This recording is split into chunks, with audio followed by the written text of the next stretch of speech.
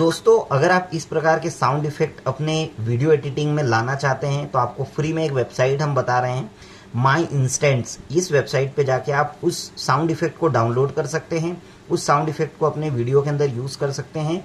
और इस प्रकार के साउंड इफेक्ट यूज़ करने से कोई भी कॉपीराइट नहीं आएगा, क्योंकि ये वेबसाइट पूरी तरीके से फ्री है।